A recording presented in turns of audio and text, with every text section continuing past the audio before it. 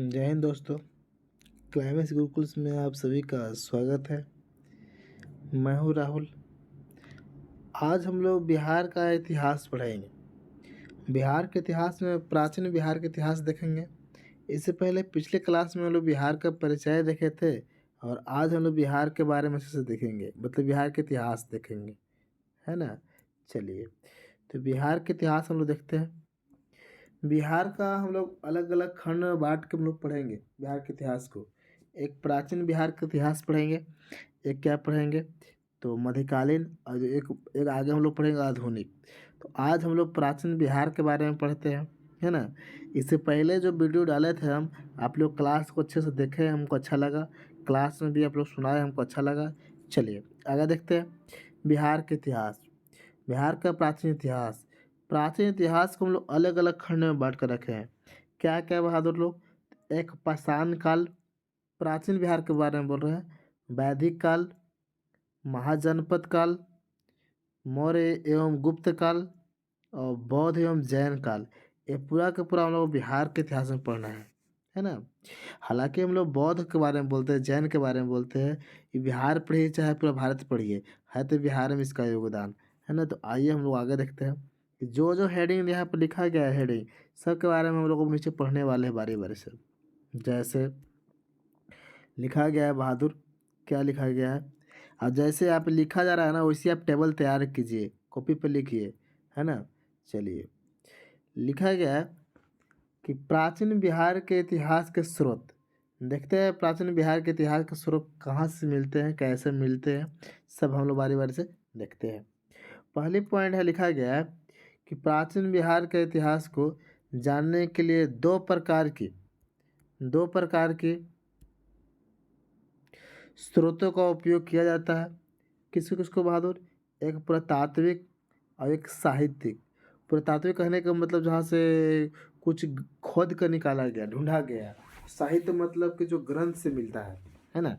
जैसे पुरातात्विक स्रोत के बारे में क्या कह रहा है, पुरातात्विक स्रोत के बारे में कि पूर्व ऐतिहासिक युग के लिए मुंगेर, चिरांद, चिरांद पड़ता है सारण में, कहाँ पड़ता है?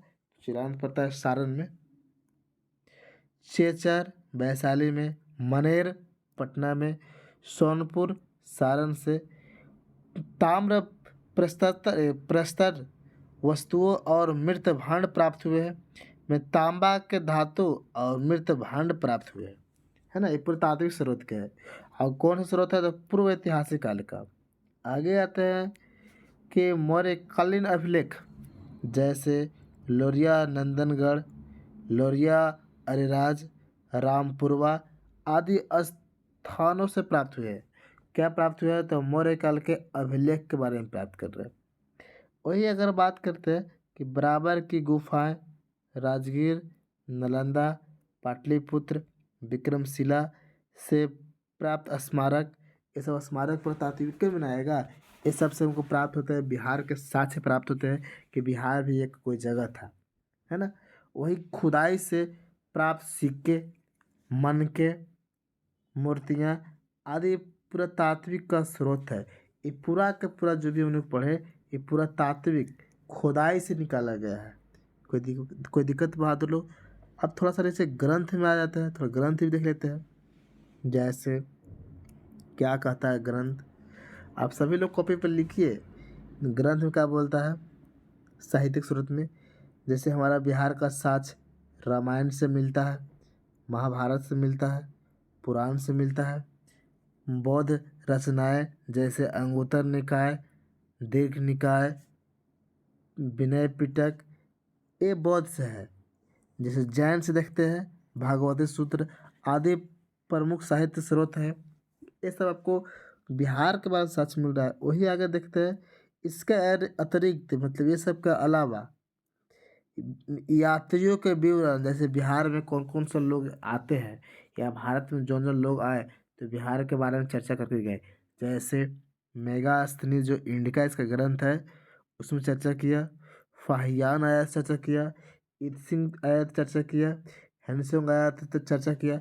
मतलब ये सब नालंदा विश्वविद्यालय, विक्रमशिला विश्वविद्यालय के ये सब चर्चा करने वाले व्यक्ति है ना। ये सब कहाँ है, बिहार में है ना। तो बिहार में इसका साक्ष्य मिलता है। वही देखते आए कौटिल्य के बारे में कि कौटिल्य के अर्थशास्त्र एवं स्थानीय लेखकों के विवरण से भी प्राचीन बिहार के बारे में इतिहास की जानकारी प्राप्त होते हैं, है ना। ये सब पूरा का पूरा जानकारी हमको प्राप्त कर ली। जैसे हेडिंगे दिया गया था क्या बहादुर, कि पूरा 2 भागों में स्रोत के बांट के देखे थे और दोनों के बारे में हम लोग क्या कर लिए, पढ़ लिए। अब हम लोग आगे चलते हैं, पाषाण काल के बारे में पढ़ेंगे। क्या इस सब के बारे में आपको समझ में आया? ये जो है सबको समझने में कोई परेशानी है? नहीं। आगे आइए, पाषाण काल क्या कहता है। पाषाण काल, पाषाण काल को 3 खंडों में बांटा गया होगा। एक बहादुर पूरा पाषाण जो लिखा गया सामने, एक आपको बहादुर मध्य पाषाण, एक बहादुर नव पाषाण मतलब नया पाषाण। पाषाण का मतलब कि पाषाण का मतलब कि पत्थर का काल। पाषाण पत्थरों का काल, जैसे उस समय पत्थर का हथियार बनते थे, जैसे आज भी पत्थर का हथियार बनते हैं बहुत कम, लेकिन उस समय पहले जैसे लिखा गया है पूरा पाषाण में कि इस काल में मानव आखेटक एवं खाद्य संग्राहक थे। इस समय मानव, जिस समय पाषाण काल चल रहा है उस समय मानव जो थे ना आखेटक थे, आखेटक शिकार करने वाले एवं खाद्य संग्राहक, मतलब कि इन लोग एकदम खाना बदोश व्यक्ति थे, सिर्फ खाने से मतलब रखते थे, है ना। अब विशेष कुछ मतलब नहीं था। मतलब कि अभी अभी अभी देखते होंगे पागल आदमी के, देखते होंगे पागल आदमी, पागल आदमी की क्या है, सिर्फ खाना मिलना चाहिए और हमको उससे क्या मतलब है, कुछ मतलब नहीं है। वैसा ही पहले हुआ करते थे, खाने से मतलब और यहाँ वहाँ भटके चलते थे। तो आखेटक, आखेटक मतलब शिकारी, शिकारी हुआ करते थे, है ना। और खाद संग्रह खरी करते थे, ठीक है। वही आगे हम लोग बढ़ते हैं, उसी में है आगे लिखल बहादुर, उसी में लिखल है कि दक्षिण बिहार में मुंगेर एवं नालंदा से जुड़े और खुरदई पत्थर के कुल्हाड़ी, चाकू, खुरपी आदि प्राप्त हुए हैं। कहाँ से? दक्षिण बिहार से प्राप्त हुए हैं। दक्षिण बिहार में मुंगेर नालंदा से खुदरा मैंने रुखड़ा रुखड़ा कुल्हाड़ी, चाकू और खुरपी प्राप्त हुए हैं। ये अवशेष लगभग 1 लाख ईसा पूर्व के माना जाता है। इसको जांच किया गया, कितना दिन पुराना क्या है बहादुर, 1 लाख ईसा पूर्व पुराना है ना। ये था आपको पूरा पाषाण। अब मध्य पाषाण में देखते हैं, इस काल में मानव आखेटक, खाद्य संग्रह, पशुपालक था, है ना। मानव मानव द्वारा पहला पशुपालन क्या था, तो आपको कुत्ता हुआ करता है।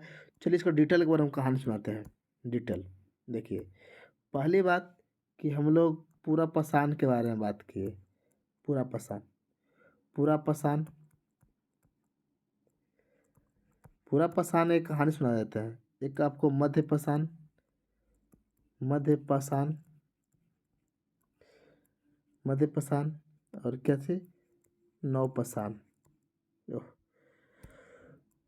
नव पाषाण देखो ध्यान से देखिएगा, ये पूरा पाषाण में बोला जाता है कि जो लोग हुआ करते हैं, ये लोग क्या थे, आखेटक थे और खाना बदोश थे, खाना संग्रह करते थे। एक बार अब इन लोग क्या हुआ करते हैं कि एक जगह से दूसरी जगह भटकते रहते हैं। तो भटकते भटकते भटकते एक समय ऐसा आया कि दिन दिन प्रतिदिन लोगों में बदलाव हुआ। तो लोग अस्थाई रहना शुरू कर दिए। क्या कर दिए? अस्थाई रहना। तो जहाँ पर अस्थाई रुकेंगे बहादुर, जैसे जैसे मान लेते हैं, सिंपल बात समझना, पहले उसके बारे में देख लेते हैं कि लोग खाना बदोश थे। इन लोग का एक समय ऐसा बोला जाता है कि घास पौधा खाते थे, मांसाहारी खाते थे। तो खाते खाते ऐसा समय आया इन लोग का कि थोड़ा बहुत मान लो कि एक क्षेत्र है, ये मान ले कि ये मान लेते हैं, यहाँ पर देखिए, मान लेते हैं भारत के अगर लेके चलते हैं, भारत लेके चलते हैं, तो ये भारत में बहादुर मान लो कि यहाँ से घूमते कहीं घूम रहा है, इस जगह पर मान लेते हैं कि इस जगह पर इसे खाना मिल गया, कुछ ऐसा खाना मिला कि 1-2 दिन चलेगा। तो लोग यहाँ पर रुक जाते हैं कि नहीं। जैसे घूमने फिरने, जैसे पागल का आप देखे होंगे कि पागल को अगर एक जगह खाना मिल जाता है ना, तो रोज़-रोज़ क्या होता है, लोग परिक जाता है ना? तो यहाँ पर मान लीजिए कि कुछ खाने वाला ऐसा चीज़ मिल गया, घास मिल गया, घास पुआल, जैसे हम लोग शकरकंद है ये सब, ये पहले हुआ करता था, है ना? दूब जानते हैं दूब? दूब भी आदमी खाता है। तो ये सब लोग यहाँ रहने लगा, तो रहने लगा तो यहाँ खाने के लिए रहने लगा, समझिए कि लोग यहाँ स्थायी हो गया। तो यहाँ से बढ़ के लोग कहाँ आ गया बहादुर? तो कौन का काल में आ गया? तो मध्यपाषाण काल में।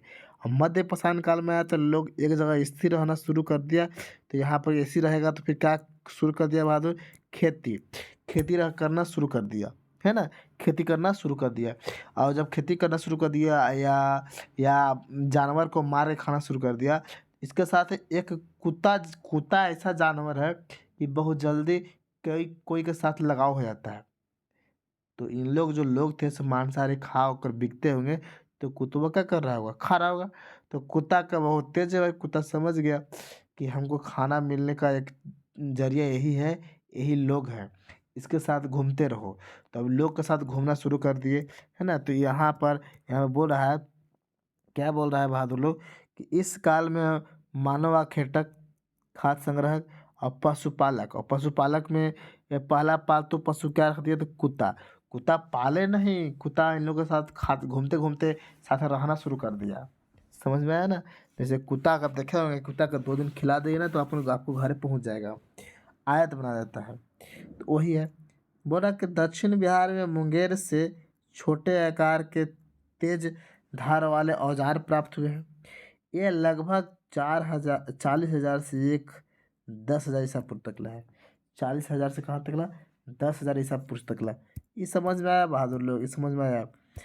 और जब यहाँ पर लोग खेती करने लगेंगे, अस्थायी हो गए तो खेती करेंगे, तो पशुपालन भी रखेंगे। और जब पशुपालन रखेंगे, अब मान लो कि पशुपालन रख रहे हैं और हमारा हमारा खेत मान लो कि यहाँ पर है, वास्तव में घर यहाँ पर है। तो यहाँ से लोग ढोने के लिए यहाँ लेके जाएगा ना सामान, यहाँ से, तो यहाँ से ढोएगा।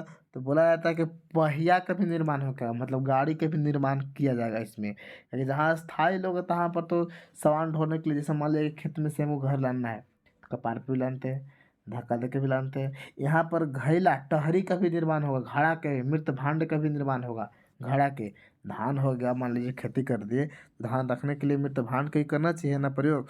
सब मध्य में देखिएगा आपको, सब मध्य में आपको मिलेगा, है ना? आगे आइए, देख लीजिए मध्य के बाद नवपाषाण में भी कुछ देखने के लिए मिलेगा। इस काल में इस काल में मानव खाद्य उत्पादक हो गए तथा मानव बस्तियों में निवास करने लगे। ये शुरू में लोग कहीं जहाँ तहीं बसे, और लोग बसने एक जगह से इकट्ठा करना शुरू हो गया, तो एक बस्ती का निर्माण हो गया। मैंने बस्तियों में बसना शुरू कर दिए। बस्ती पहले था थोड़ी, लोग एक जगह रहते रहते बस्ती बन गया। नवपाषाण काल के अवशेष बिहार में मैदानी भागों से प्राप्त होती है। बिहार का जो मैदानी क्षेत्र है जहाँ पर टाट टिकर वगैरह है, उस तरफ से प्राप्त होती है। चिरांद, सारण, चेचर, वैशाली, मनेरपटना, मनुआर, रोहतास से पत्थर एवं हड्डियों के औजार प्राप्त होते हैं। कौन काल के पत्थर हड्डी? तो नवपाषाण काल के, कोई दिक्कत। कैमूर की पहाड़ियों, नवादा, जमुई से गुफा चित्र के प्राप्त होती है। कैमूर की जो पहाड़ी है या नवादा के है, तो कौन सा प्राप्त होती है? तो गुफा चित्र की प्राप्ति होती है ना? गुफा चित्र की प्राप्त होती है, कोई दिक्कत। वही आगे हम लोग बात करेंगे। इसका इसका बोला जाता है, गुफा का अनुमान लगाया जाता है कि 25,000 ईसा पूर्व का अनुमान लगाया जाता है। कितना? 2500 ईसा पूर्व का अनुमान लगाया जाता है। देखिए बहादुर लोग, इसमें हर एक पॉइंट में सवाल बनने वाला है, थोड़ा ध्यान पूर्वक इसको देख देख के याद करेंगे, अच्छे से पढ़ेंगे इसको, क्योंकि हर एक मोड़ पर सवाल बन रहा है। चलिए आगे देख लीजिए। अब हम लोग तीनों काल, नवपाषाण, मध्यपाषाण, पुरापाषाण और ताम्रपाषाण, अब आगे देखते हैं ताम्रपाषाण। ये ताम्रपाषाण क्या है बहादुर लोग? जब अलग अलग औजार मिलना शुरू हो जाते हैं, जैसे पहले पत्थर के औजार बन रहे थे, और जब नवपाषाण के बाद तांबा की खोज हो जाता है, तो उसी काल क्या बोला जाता है? ताम्रपाषाण बोला जाता है। उससे पहले तांबा वगैरह की खोज नहीं था, बहुत सा धातु मिल भी गए थे और धातु मिला नहीं था, है ना? तांबा का खोज हो गया।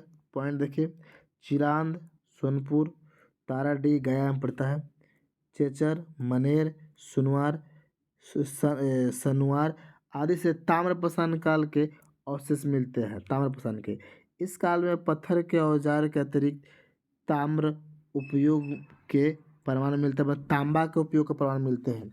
जहाँ से तांबा के मिल रहा है तो ताम्रपाषाण बोल दिया गया है ना, तांबा से। इसका लगभग कितना मिलता है तो 1000 ईसा पूर्व का मिलता है। इसके बाद बहादुर देखिए, ये जो तीनों है, तीनों ये थोड़ा सा ध्यान से इसको देख लीजिएगा, है ना। नवपाषाण, मध्यपाषाण एक बार 2 बार लिख लिख के इसको पढ़ना होगा, तबे याद होगा। इसे लाइन से खाली देखने से काम नहीं चलेगा, एक बार 2 बार पढ़ना होगा। आइए हम लोग वैदिक काल में आते हैं। वैदिक काल में क्या बोलता है वैदिक काल? आर्यों द्वारा स्थापित सभ्यता को वैदिक सभ्यता कहा जाता है, क्योंकि इस सभ्यता के इतिहास वेदों पर आधारित है। सही बात है, वैदिक काल वही है। आर्यों का स्थापित सभ्यता को वैदिक काल, क्यों वैदिक काल क्यों बोले? क्योंकि इस सभ्यता का इतिहास वेदों पर आधारित है। किस पर आधारित है? वेदों पर आधारित है। वेद वेद कमेंट करके बताएंगे कि वेद कितने हैं बहादुर लोग, वेद कितने हैं, कमेंट करके बताएंगे। कमेंट कीजिए वेद कितने हैं। आगे देखिए, वैदिक सभ्यता को 2 भागों में विभाजित किया गया है। एक पूर्व उत्तर वैदिक, सॉरी पूर्व वैदिक काल, उत्तर वैदिक काल। पूर्व वैदिक काल का समय है 1500 से कितना तक का है? 1000 ईसा पूर्व। और ये उत्तर वैदिक में 1000 से कहाँ तक है? 600। तो आइए हम लोग थोड़ा सा इसके बारे में पॉइंट देखते हैं। इसका आंसर दीजिए। वैदिक काल वैद कितने हैं? वेद कितने हैं बहादुर? आइए, पूर्व वैदिक या ऋग्वैदिक सभ्यता का विस्तार बिहार क्षेत्र में नहीं हुआ है। बहुत वीवीआई पॉइंट है कि पूर्व वैदिक और ऋग्वैदिक सभ्यता का विस्तार बिहार क्षेत्र में नहीं हुआ था। उत्तर वैदिक काल में आर्यों का विस्तार गंडक नदी के तट पर बिहार के क्षेत्र में हुआ है। कहाँ? गंडक नदी। नदी के लोग जानते हैं गंडक नदी कहाँ है से, है ना। जहाँ जहाँ गंडक, बूढ़ी गंडक के बारे में बात करते हैं ना, जैसे यहाँ पर लिखा गया है बहादुर, तो ध्यान से चलो, थोड़ा सा मैप से भी चलते हैं आगे। हालांकि मैप ज्योग्राफी में पूरा अच्छा से मिलेगा। देखिए, गंगा नदी है यहाँ पर, जो गंडक नदी से आयल ना गंडक, और जो बूढ़ी गंडक यहाँ पर साथ मिलता है। यहाँ पर उत्तर वैदिक काल में आर्यों का विस्तार कहाँ तक था? तो गंडक नदी तक, यहाँ तक था। मैंने पूर्ण रूप से बिहार में आया नहीं, लेकिन बिहार का छोर पर था। कोई दिक्कत है बहादुर लोग? आइए आगे देखते हैं। बिहार के भौगोलिक क्षेत्रों की प्रथम चर्चा शतपथ ब्राह्मण में मिलती है। ध्यान से देखेंगे, बिहार के भौगोलिक क्षेत्रों की प्रथम चर्चा शतपथ ब्राह्मण में मिलती है ना। इसमें बिहार की चर्चा बिहेद के रूप में की गई है। बिहार की चर्चा मैंने शतपथ ब्राह्मण जो ग्रंथ है, बिहेद के रूप में की गई है ना। मनहाज सिराज के द्वारा, मनहाज सिराज बोल रहे हैं, सॉरी, क्या बोलते हैं, शतपथ ब्राह्मण का लेखक कौन है? जो यहाँ लिखा गया है कि जो तिरहुत एवं मिथिला क्षेत्र को दर्शाती है। जो विदेह जो दिख रहा है, विदेह तिरहुत और मिथिला क्षेत्र को बताया जाता है। तिरहुत और मिथिला क्षेत्र में बहादुर, ये शतपथ ब्राह्मण जो दिख रहा है, शतपथ ब्राह्मण ग्रंथ का लेखक कौन है? शतपथ ब्राह्मण ग्रंथ किसका उपवेद है? उपवेद भी बोल सकते हैं, किसका उपवेद है, या इसका रचयिता कौन है? इसका सवाल कभी कभी पूछ देते हैं। आगे देख लीजिए बहादुर, ऋग्वेद में बिहार को क्या बोला गया? बहुत वीवीआई। ऋग्वेद में बिहार को किकट बोला गया है, एवं वार्ते शब्द से संबोधित किया गया है। वाराह पुराण में किकट को अपवित्र प्रदेश कहा गया है। अपवित्र प्रदेश कहा गया है। कहाँ बहादुर? एक पुराण है, पुराणों की संख्या जानते हैं बहादुर। पुराणों में एक पुराण है क्या? वाराह में किकट को अपवित्र प्रदेश कहा गया। अपवित्र प्रदेश, समझ आइए कैसा हमारे बिहार का बोला गया, अपवित्र है। आइए हम लोग बिहार में महाजनपद के बारे में देखते हैं। इसका योगदान अच्छा खासा है। देख लीजिए महाजनपद क्या है। सर, महाजनपद 6ठी शताब्दी ईसा पूर्व में अंगुत्तर निकाय भगवती सूत्र से 16 महाजनपदों को जानकारी मिलता है। देखते हैं बहादुर जो बंदा हमसे ऑफलाइन पढ़ा है, ऑफलाइन, है ना, ऑफलाइन, वो ऑफलाइन बता सकता है बंदा कि नहीं कि महाजनपद, महाजनपद काल है या महाजनपद जो है 16 की जानकारी मिलता है 2 ग्रंथ से, अंगुत्तर निकाय और भागवत सूत्र। ये आपको बौद्ध धर्म से संबंधित है अंगुत्तर निकाय। ये क्या है? जैन धर्म से। बौद्ध धर्म का एक और ग्रंथ है, उस ग्रंथ का नाम बताइए। हम देखते हैं कौन हमसे ऑफलाइन अच्छे से पढ़े थे। जो बौद्ध धर्म या महाजनपद का कहाँ स्रोत मिलता है? अंगुत्तर निकाय, भागवत सूत्र को छोड़ के एक और नाम का बताइए, वही हम पूछना चाहते हैं। 16 महाजनपद हो गया। 16 महाजनपद में 3 महाजनपद का विस्तार कहाँ हुआ है बहादुर? तो बिहार क्षेत्र में हुआ है। बताइए जल्दी कमेंट करके कि महाजनपद का जानकारी कहाँ कहाँ से मिलता है। अंगुत्तर निकाय और भागवत सूत्र तो यहाँ लिखल है, लेकिन एक और हम आपसे पूछना चाहते हैं। देख लीजिए 16 में से 3 कहाँ है बिहार में? कौन कौन? तो वज्जी, जिसको क्या भी बोलते हैं, लीची बोलते हैं, मगध, और क्या बहादुर? अंग। वज्जी वो क्षेत्र है बहादुर जहाँ वर्तमान में वैशाली मुजफ्फरपुर क्षेत्र है। या मगध वो क्षेत्र है बहादुर पटना, गया, नालंदा क्षेत्र है। अंग जो है बहादुर वर्तमान में करना है भागलपुर और कहाँ है? मुंगेर। तो पूरा का पूरा मैप दिमाग में घूम गया होगा, है ना? नहीं तो पहला क्लास जो है उस क्लास में हम मैप के से पूरा हम जनपद के बारे में बता चुके हैं, पूरा बिहार का जिला दिखा चुके हैं। तो जिला सबको पता चल गया होगा कि भागलपुर कने है, मुजफ्फरपुर कने है से, है ना? आइए हम लोग ये तीनों महाजनपद के बारे में अच्छे से पढ़ते हैं, क्योंकि महाजनपदों की संख्या बहादुर 16 है, जिसमें से 3 महाजनपद है जो कहाँ पड़ता है? तो बिहार में पड़ते हैं। और तीनों महाजनपद के बारे में हम लोग अच्छे से आज बात करते हैं। आइए, एक वजीर संघ महाजनपद है। महाजनपद कहने का मतलब समझ में आता है छोटे छोटे जन मिलके बहुत बड़ा जन बन जाता है। माने छोटे छोटे प्रांत मिलके, जब मान लो कि छोटा छोटा स्टेट मिलके पूरा भारत बन गया ना, वैसे छोटा छोटा प्रांत मिलके, है ना, जन मिलके महाजनपद हो गया है। देखिए क्या बोलता है, वजीर संघ 8 राज्यों का संघ है। बहुत वीवीआई, कितने राज्यों का संघ है? 8 को क्षेत्र मिलके एक बड़ा महाजनपद बन गया है। छोटा छोटा जनपद जन मिलके बड़ा जनपद बन गया है, जिसको 8 कुल कहा जाता है। वजीर 8 राज्यों का संघ है जिसको 8 कुल कहा जाता है। देखते हैं कौन कौन है बहादुर। वजी क्षेत्र है, लिच्छवी है, जाकृत है, विदेह है, उग्र है, भोग है, कुरु और इक्ष्वाकु। संघ के 8 जनपद है, और 8 जनपद मिलने के बाद एक महाजनपद बुलाया, जिसको आमतौर पर क्या बोल देते हैं? वजी बोल देते हैं। वजी संघ में सबसे प्रसिद्ध कौन है जनपद? जनपद कौन है? तो लिच्छवी जनपद है वजी संघ में। कोई दिक्कत?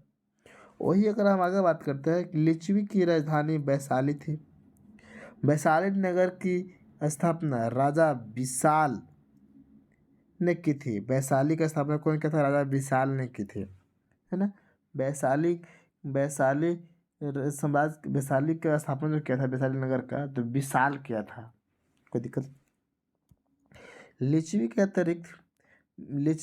अतिरिक्त मिथिला के विदेह तथा कुंडग्राम के ज्ञात्रक वजी संघ के प्रमुख जनपद थे। मतलब लिच्छवी के अलावा भी 2 और है, विदेह और कुंडग्राम के ज्ञात्रक, ये प्रमुख हुआ करते हैं। अगला बहादुर वजी या लिच्छवी को विश्व के प्रथम गणतंत्र की संज्ञा दी जाती है। विश्व के प्रथम गणतंत्र जनपद था महाजनपद, है ना? वजी या लिच्छवी को विश्व के प्रथम गणतंत्र महाजनपद की संज्ञा दी जाती है ना? गणतंत्र महाजनपद की संज्ञा दी जाती है। बहुत वीवीआई है। अब आइए मगध में। अब मगध के भाई, हम भी तो मगध में पढ़ते हैं, तो मगध के बारे में थोड़ा देख लेते हैं अच्छे से। क्या है कि मगध राजनीतिक, आर्थिक, भौगोलिक कारणों से सभी महाजनपदों में सबसे अधिक शक्तिशाली था। बाप रे बाप, सबसे अधिक शक्तिशाली कौन था? तो मगध जनपद था, मगध महाजनपद था, है ना? आगे देखते हैं, आगे बोल रहा है, ध्यान से देखेंगे क्या बोल रहा है कि मगध की प्रारंभिक, एक मिनट,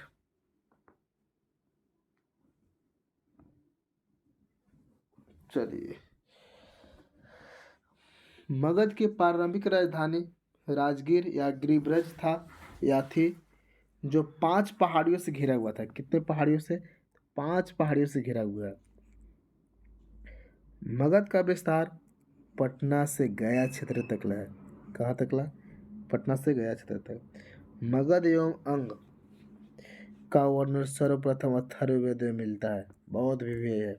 मगध और अंग, जो अंग भी जनपद है, महाजनपद है, तो मगध और अंग महाजनपद का वर्णन कहाँ मिलता है सर्वप्रथम? तो अथर्ववेद में प्राप्त होती है। कोई दिक्कत है बहादुर लोग?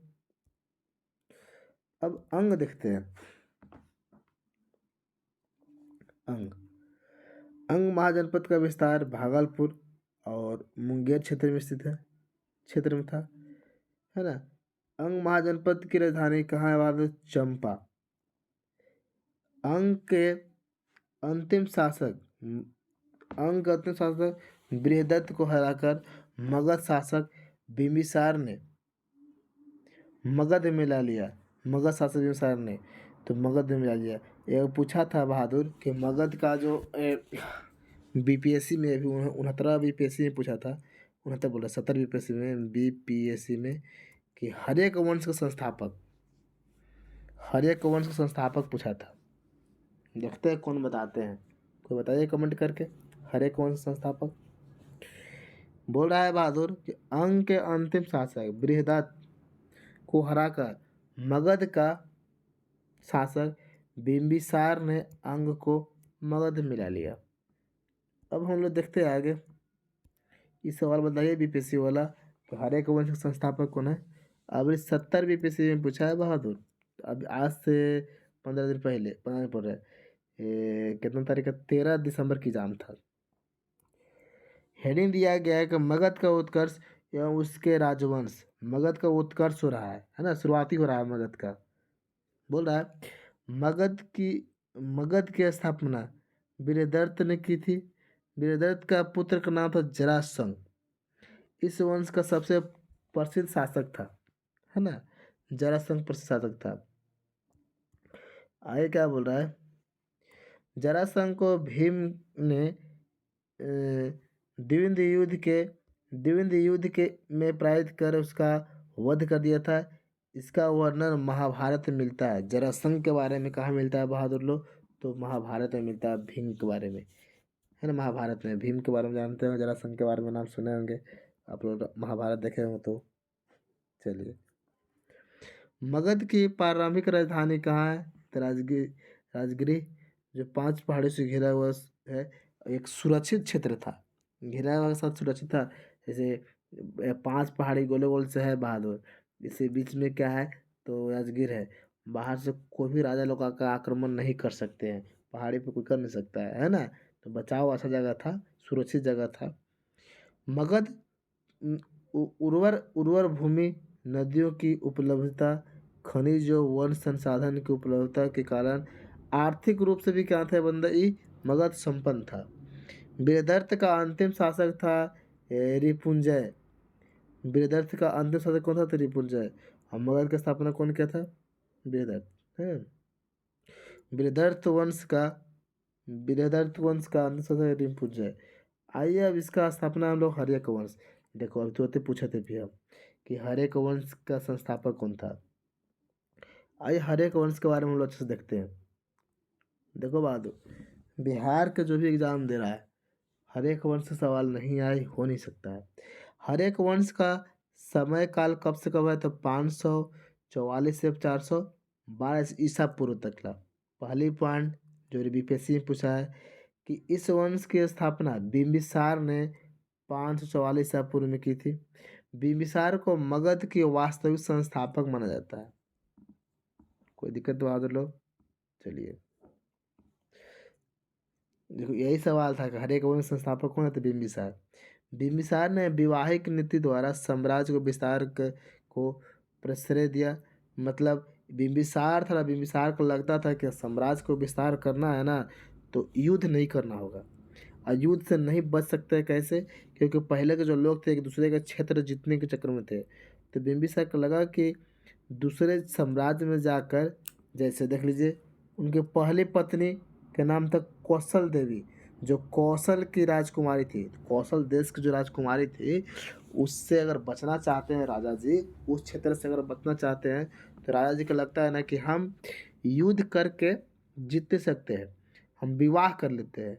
अब ये बिंबिसार एक कौशल देश की राजकुमारी से विवाह कर लिया और दहेज में बहादुर क्या ले लिया, अपना काशी मांग लिया।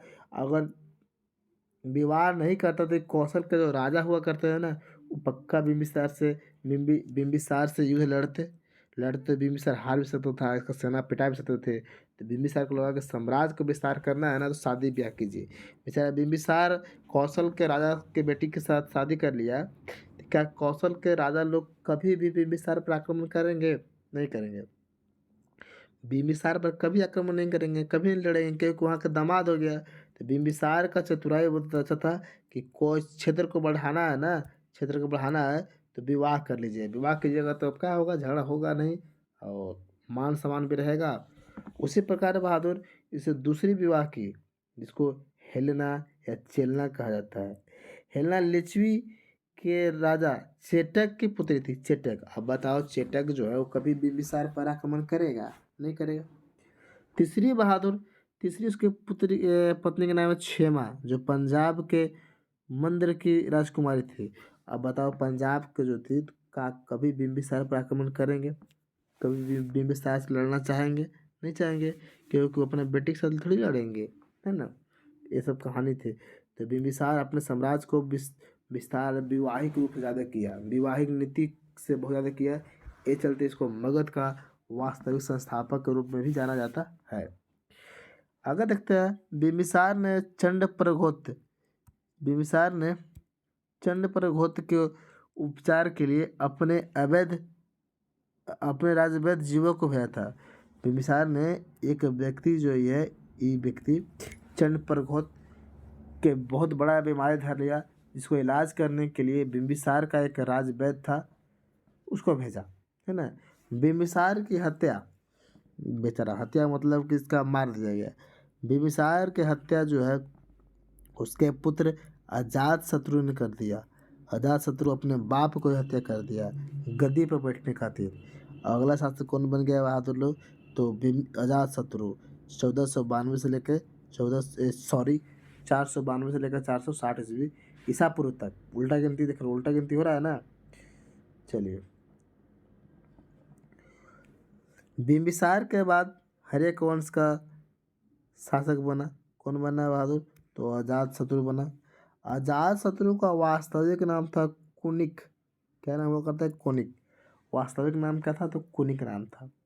बिम्बिसार एवं कौशल देश की पुत्री के बाद कौशल के राजा प्रसेनजीत ने काशी वापस ले लिया।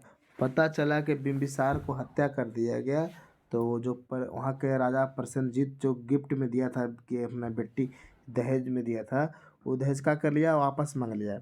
जिस कारण प्रसेनजीत का संघर्ष अजातशत्रु से हुआ। मतलब कि अजातशत्रु को लगा कि हमारा बाप को मार दिया तो हमारा क्षेत्र छीन लेगा, तो युद्ध हो गया। तो अजातशत्रु किससे लड़ गया? तो प्रसेनजीत से। अंततः अजातशत्रु ने प्रसेनजीत को पराजित कर काशी को फिर क्या कर लिया? अपने अंडर में कर लिया। मतलब कि प्रसेनजीत तो वो अपना कौशल देवी जो बेटी है उसको दिया था गिफ्ट में, और उसका पतिए का जब मार दिया तो ये कौन काम का आएगा, है ना। तो कौशल का राजा बमक गया, हो गया युद्ध। चलिए, इसके बाद में अजातशत्रु का विवाह प्रसेनजीत के पुत्री वाजीरा से हो गया। जैसे जैसे इसको भी लगना शुरू हो गया ना प्रसेनजीत के कि बार बार झगड़ा हो रहा है, तो झगड़ा का शांत करने के लिए वैवाहिक अपना लीजिए। दुनिया में कुछ रखा नहीं है ना। वैवाहिक अपना लीजिए, अपना क्या होगा, लड़ाई झगड़ा नहीं होगा। तो वैवाहिक अपना लिया या फिर तो ये प्रसेनजीत के पुत्री वाजीरा से शादी कर लिया है। कौन? अजातशत्रु। अजातशत्रु ने एवं वजी संघ एवं मल्लों को पराजित किया। वजी संघ और मल्लों का क्षेत्र को पराजित किया, है ना। अजातशत्रु प्रारंभ में जैन धर्म को मानता था, बाद में उन्होंने कौन सा अपना लिया? तो बौद्ध धर्म अपना लिया, है ना। यही कारण है बहादुर कि बौद्ध धर्म अपनाने के कारण बहादुर कि बौद्ध धर्म का जो प्रथम संगीत हुआ था ना, देखिए लिखा गया है अजातशत्रु 483 ईसा पूर्व में राजगीर के सप्तपर्णी गुफा में प्रथम बौद्ध संगीत का आयोजन करवाया। पहले बेचारा अजातशत्रु कौन था? जैन धर्म था, फिर कौन में बदल गया? तो बौद्ध में बदल गया। और जब 483 में गौतम बुद्ध का मृत्यु होता है,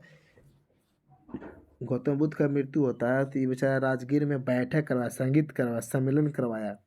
कौन सा पहाड़ गुफा में? सप्तपर्णी गुफा में। कौन सा बैठक था? तो प्रथम बैठक था। देखते हैं कौन बंदा कमेंट करते हैं, है ना? कमेंट किया कीजिए, है ना? कुछ लिखे लिखिए, कुछ नहीं के मतलब जवाब जरूर देना होगा।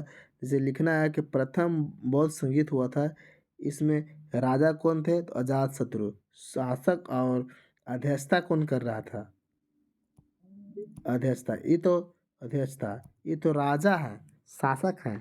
अध्यक्षता कौन कर रहा था? इसके बारे में कमेंट करके बताइए। अगले पॉइंट बहादुर, हिंडल अनुश्रुति के अनुसार सिन्हल अनुश्रुति के अनुसार 460 ईसा पूर्व में उदयन ने अपने पिता अजातशत्रु को हत्या कर दिया। देखिए अजातशत्रु, देखो यहाँ पर कहानी हो गया। देखिए यहाँ पर बिम्बिसार को हत्या कौन किया? बिम्बिसार की हत्या कौन किया बहादुर? अजातशत्रु।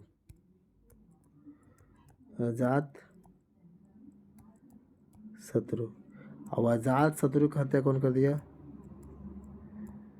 उदयन। ये इसका एक बेटा है, अभी किसका बेटा है? तेरा बेटा है। दोनों एक दूसरे के बाप को हत्या कर दिए।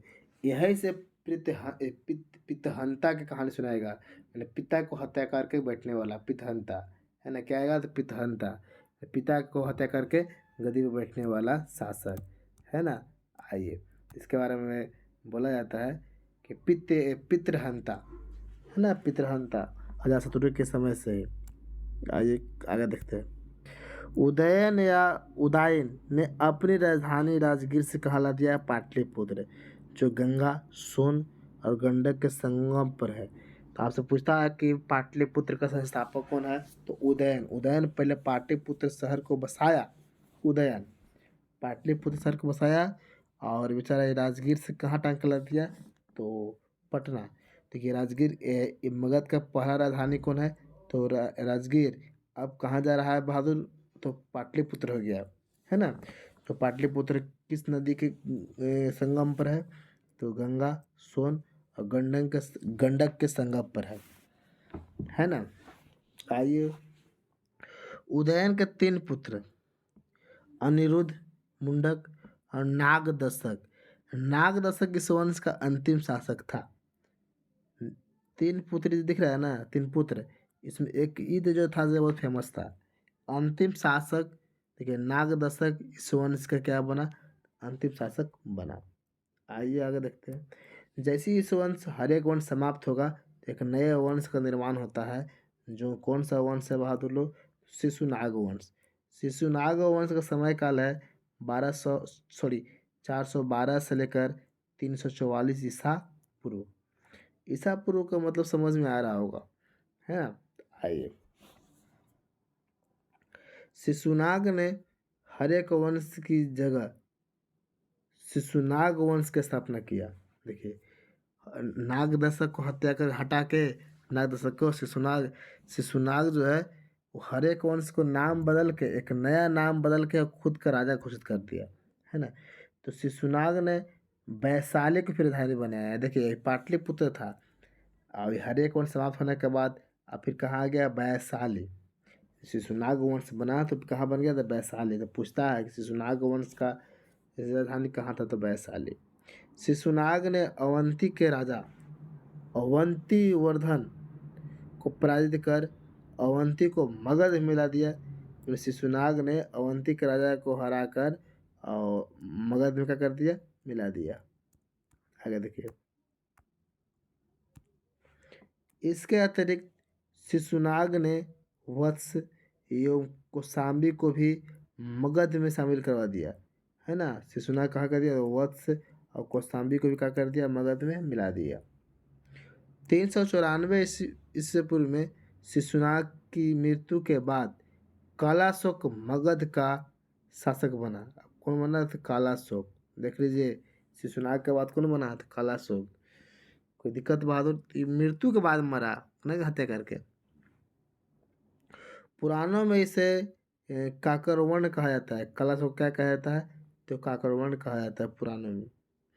कोई दिक्कत, बहादुर लोग आगे देखिए क्या बोल रहा है। कालाशोक के समय मगध की राजधानी कहाँ थी, तो पाटलिपुत्र थी।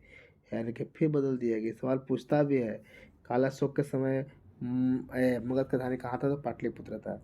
ध्यान देंगे, कालाशोक ने 383 ईसा पूर्व में वैशाली में द्वितीय बौद्ध संगीत का आयोजन किया गया। देखिए, पहले का हुआ था 483, अब कितना दिन बाद, 100 साल बाद कितना, 383 में हो रहा है। अब किसके समय में बैठक हो रहा है, तो आपको कालाशोक। अब शुरू में किसके समय में बैठक हुआ था, तो अजात शत्रु के समय में, है ना। 100 साल बाद हो रहा है। तो शासक ही है, समय ही है, स्थान ही है, नंबर ही है। तो बहादुर कमेंट करके बता दो कि अध्यक्षता कौन कर रहा था, अध्यक्षता कौन। आप लोग को बताया गया है, चलते पूछ रहे हैं, नहीं तो हम अब खुद बता देते, है ना। ये हमको पता है कौन अध्यक्षता किया है ऐसे, लेकिन हम आपसे पूछना चाहते हैं कि आप तो कुछ तो विचार कीजिए। हो सकता नहीं पता होगा तो आप कम से कम गूगल कीजिएगा, तो एक गूगल में एक वर्ड कीजिएगा तो 10 वर्ड सर्च होता है ना। तो करना चाहिए, करके सीखना चाहिए, है ना। आइए अगर देखते हैं, कालाशोक के मृत्यु के बाद उसके 10 पुत्रों ने शासन चलाया। कितने पुत्र, 10 पुत्रों ने, है ना। और शिशुनाग वंश का अंतिम शासक नंदीवर्धन है। 10 पुत्रों ने शासन चलाया। इसके बाद शिशुनाग वंश का अंतिम शासक कौन है, तो नंदीवर्धन। और नंदीवर्धन को महापद्मानंद हत्या करके एक नए वंश का स्थापना करेगा, जो क्या बोलते हैं, नंद वंश। देखिए क्या बोल रहा है, हम लोग पढ़ लिए, 3-4 गो वंश पढ़ लिए। जैसे यहाँ से देखिए, पहले ध्यान से देखेंगे कौन कौन वंश पढ़ लिए से। देखिए, हम लोग बृहदत्त तो छोड़ दीजिए, हर एक वंश पहला, हर एक वंश के बारे में इतना हम लोग पढ़े पढ़े ना। हर एक वंश के बाद बहादुर, हर एक वंश यहाँ तक पढ़े, हर एक वंश यहाँ तक पढ़े। फिर आया शिशुनाग, शिशुनाग लिखा गया है, ठीक है। शिशुनाग के बाद बहादुर तुरंत हम लोग नंद वंश आ रहे हैं। तो 2 को पढ़ लिए, तीसरा कब आया गया, ठीक ना। देख लीजिए क्या कर रहा है। महापद्मानंद ने 344 ईसा पूर्व में शिशुनाग वंश को समाप्त कर नंद वंश की स्थापना कर दिया। कौन, महापद्मानंद। महापद्मानंद के एक राट, एक छत्र की उपाधि धारण की थी। इसने क्या किया था, एक राट एक छत्र की उपाधि धारण की थी, ये उपाधि है। पाली ग्रंथों में महापद्मानंद को उग्रसेन कहा जाता है, कहा गया है। क्या क्या है, उग्रसेन। पाली ग्रंथ में, मतलब कि जो बौद्ध के ग्रंथ होगा, पाली ग्रंथों में महापद्मानंद को उग्रसेन कहा गया है। बहुत भी पॉइंट है, क्या कहा गया है, तो उग्रसेन कहा गया है। कोई दिक्कत। पुराणों में उसे परशुराम का दूसरा अवतार कहा गया है। पुराण में क्या कहा गया है महापद्मानंद को, तो परशुराम का दूसरा अवतार कहा गया है ना। इससे बहुत भी पॉइंट है। आइए आगे देखते हैं। देख लीजिए क्या कर रहा है, महापद्मानंद ने पांचाल, इक्ष्वाकु, काशी, अस्मक, कलिंग, मैथिल आदि राज्य को पराजित कर मगध साम्राज्य में मिलाया और बहुत बड़ा विस्तार कराया। मगध साम्राज्य को विस्तार करने में इसका बहुत योगदान है। अब तक 321 ईसा पूर्व तक के काल में मगध का सर्वाधिक विस्तार महापद्मानंद में, मतलब इस समय से ऊपर जितना शुरू हुआ ना, तो कम विस्तार हुआ था, लेकिन ज़्यादा विस्तार करने में किसका योगदान आया, तो महापद्मानंद। क्योंकि देखिए के वो क्षेत्र ले लिया, 1 गो 2 गो 3 गो 4 गो 5 गो 6 गो, 6 को क्षेत्र को भारत में मिला दिया, मतलब मगध में मिला दिया। आगे बोल रहा है, व्याकरण के महान विद्वान पाणिनि महापद्मानंद के समकालीन थे। पाणिनि जो थे व्याकरण का महान विद्वान, वो किसके समकालीन थे? तो महापद्मानंद के समकालीन थे। कोई दिक्कत? महापद्मानंद के समकालीन थे। आगे बोल रहा है कि इस वंश का अंतिम शासक घनानंद हुआ करता है। घनानंद के समय ही यूनानी शासक सिकंदर ने भारत पर आक्रमण किया था। अब कब किया था बहादुर लोग? तो 326 ईसा पूर्व में सिकंदर आक्रमण किया था। जब सिकंदर आक्रमण किया था इस समय घनानंद जो था ये आपको रंगलिया मना रहा था। मतलब कि ये महिलाओं में इसका भरपूर मन लगता था, पार्टी मनाने में, डांस कराने में, कोई फंक्शन कराने में पूरा मन लगता था। और एक तरफ सिकंदर के आक्रमण हो रहा है तो एक तरफ ये क्या कर रहा है कि अपने राजमहल में पूरा पार्टी मना रहा है, जश्न मना रहा है। तो जश्न मना रहा है तो इसी का एक मंत्री हुआ करते हैं, घनानंद का एक मंत्री हुआ करते हैं, मंत्री जिनका नाम था चाणक्य। देखिए नीचे लिखा गया है चाणक्य। चलिए इसके बारे में पूरा डिटेल कहानी नीचे लिखल है। क्या लिखल है? जो कहानी सुनाने जा रहे हैं वो नीचे भी लिखल है। क्या लिखल है कि नंद वंश आर्थिक एवं सैन्य रूप से काफ़ी संपन्न था। मगध की सैन्य शक्तियों की डर से ही सिकंदर की सेना ने ब्यास नदी पर पार करने से इनकार कर दिया। देखिए जब सिकंदर सेना लेकर आया था ना, तो सिकंदर के सेना के इस बात को पता चल गया ना कि मगध का सैन्य शक्ति जो है ना से बहुत भयानक है, सेना जो है से बहुत भयानक है, जिसके डर से सिकंदर का सेना बेचारा ब्यास नदी पार करने से इनकार कर दिया था। समझ आइए। और उसका उस साम्राज्य का शासक था, पागल शासक था घनानंद। बोल रहा है अगली पॉइंट, समझ आइए। सिकंदर जो है उसको विश्व विजेता बोलते हैं। उसका सेना डर के पीछे हो गया। समझिए कुछ समय मगध का क्षेत्र कैसा था, समझिए। और आज देखिए कैसा है। बोल रहा है घनानंद ने अपने दरबार में महान विद्वान चाणक्य का अपमान किया था। चाणक्य ने चंद्रगुप्त मौर्य की सहायता से घनानंद को हत्या करवा दिया। नंद वंश के पतन के बाद चंद्रगुप्त मौर्य ने मौर्य वंश की स्थापना किया। देखिए क्या बोल रहा है, ध्यान से समझिएगा। घनानंद जो हुआ करता है, ये जो चाणक्य दिख रहे हैं, घनानंद जो है, ये जो चाणक्य हैं, ये चाणक्य बोलते हैं आकर कि आप यहाँ पर रंगलिया मना रहे हैं, है ना, जश्न मना रहे हैं, और आपका सेना पर एक यूनानी शासक आके खड़ा है, आप यहाँ पर हैं ना। जैसे घनानंद का क्षेत्र में ये आके भारत के क्षेत्र में सिकंदर आपको ब्यास नदी जानते हैं ना, पाकिस्तान वाला क्षेत्र में ब्यास नदी पर खड़ा है और इधर लोग जश्न मना रहे हैं, उधर मगध ने जश्न मना रहा है। तो यही चाणक्य बोलते हैं घनानंद से, तो घनानंद बेइज्जती करके उल्टिए चाणक्य को वो सम्राट से भगा जाता है। और चाणक्य जी जो चाणक्य के नाम भी जानते हैं, अन्य नाम भी है जैसे विष्णुगुप्त और चाणक्य और कौटिल्य, 3 नाम इनका है। चाणक्य जी को लगता है कि हमको मान सम्मान गिरा दिया, बेइज्जती हो गया। तो ये क्या करते चाणक्य उसके सामने शपथ खाते हैं। और कैसे शपथ खाते हैं कि ये जो साम्राज्य, इस साम्राज्य पर एकदम होनहार और काबिल शासक नहीं बिठाते हैं तो हम तब तक मानेंगे नहीं। कहने का मतलब शपथ खाते हैं कि तुमको इस गद्दी से हटा के एक होनहार शासक को बैठाएंगे। ये और बुरा मान गया, इनको लतिया जुतिया के चाणक्य को भगा दिया। और जब चाणक्य बाहर जब निकलते हैं तो रास्ता में सोचते हैं कि अब तो हम सम्राट छोड़ के आ गए, हमको मान सम्मान बेइज्जती कर दिया गया, लेकिन बेइज्जती का बदला तो मैं लूँगा बाबू। बेटा तुम कहाँ जाएगा, बेइज्जती का बदला तो हम लेंगे। निकलते हैं, रास्ता में एक व्यक्ति छोटा बच्चा का देखते हैं, मात्र 16 साल के बच्चा के, जिसका नाम था चाणक्य। चाणक्य के इतिहास बहुत है। चाणक्य के इतिहास में हम लोग देखिए नीचे लिखल रहा है, नीचे चाणक्य के इतिहास हम लोग पढ़ेंगे तो बताएंगे कि चाणक्य के बारे में, जाति के बारे में बताया नहीं गया है। कुछ कुछ बुक में बोलता है कि क्षत्रिय थे, कुछ बुक में बोलता है कि मुसहर थे, और कुछ में बहुत सा जाति का नाम बोला जाता है। चाणक्य को लगता है कि बंदा जो है ना हमारे काम लायक है। ये बंदा को चाणक्य पढ़ाते लिखाते हैं, विद्वान बना दिए, विद्वान। अब इन्हीं के द्वारा चाणक्य, इन्हीं के मदद से चंद्रगुप्त के उपाधि भी दे दिए, मौर्य की उपाधि दे दिए। अब इन्हीं के मदद से घना ने इनको क्या कर दिए, पराजित कर दिए और नंद वंश को समाप्त करके एक नए वंश का स्थापना कर दिए, जिस वंश का नाम क्या है बहादुर, तो मौर्य वंश। क्या नाम है, तो मौर्य वंश। तो चलिए आगे देखते हैं।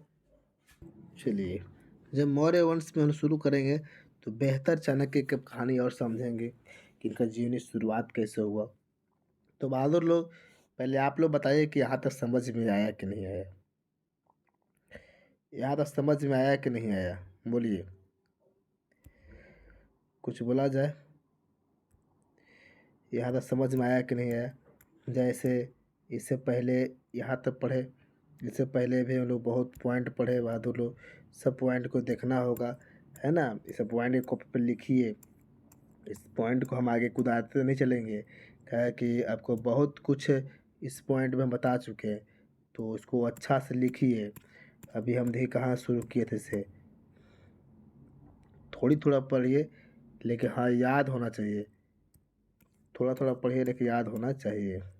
हम यहाँ पर सवाल पूछे थे, इसके बारे में सवाल किए थे, तो कुछ सवाल कमेंट करके बताए नहीं कि मगध क्या बोले थे, महाजनपद को सच कहाँ कहाँ से प्राप्त होती है ना। ये सब इधर पाषाण काल, पूरा पाषाण काल, नव पाषाण काल, सब कॉपी पर लिखिए, लिखने से ही याद होगा।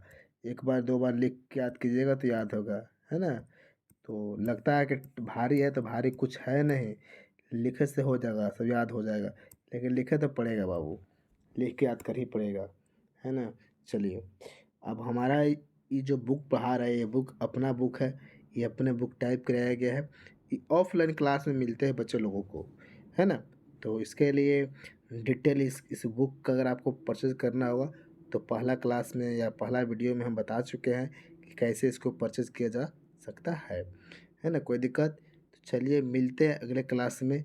आज हम इतना रखते हैं, और जो भी यहाँ पर कमेंट करने के लिए बोले तो कमेंट करेंगे, सवाल मतलब सवाल बताने की कोशिश करेंगे। क्लास अच्छा लगा तो आप अपने दोस्तों के पास शेयर करेंगे, है ना।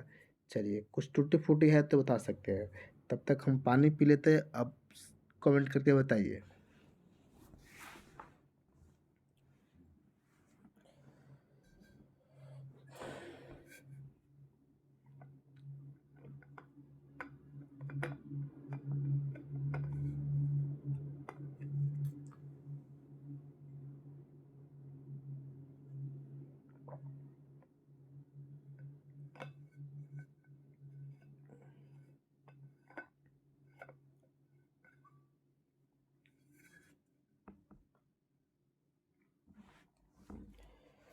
चलिए, कोई सवाल है, कोई आपका सवाल है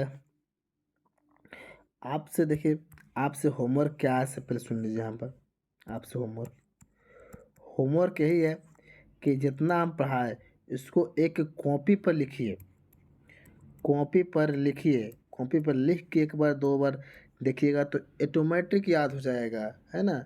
आज हम लोग देखो कहाँ तक बात कर लिए इससे। देखिए, आज हम लोग बात कर लिए पाषाण, पूरा तीनों बात कर लिए, वैदिक काल, महाजनपद, इसमें मौर्य बात, मौर्य आज हम शुरू करना है ना। मौर्य आगे मौर्य गुप्त शुरू करेंगे, फिर बौद्ध जैन शुरू करेंगे। बौद्ध जैन तो इतना कहानी सुनाते हैं ना ऑफलाइन में, कुछ ज़्यादा ही मज़ा आता है, आप लोग को भी सुनाएंगे। चलिए, ये सब पूरा का पूरा हम लोग देखना होगा, जो जो ख़त्म हुआ बहादुर, ये जो ख़त्म हुआ इसको कॉपी पे लिखिए और याद कीजिए, है ना। चलिए, मिलते हैं अगले क्लास में, धन्यवाद।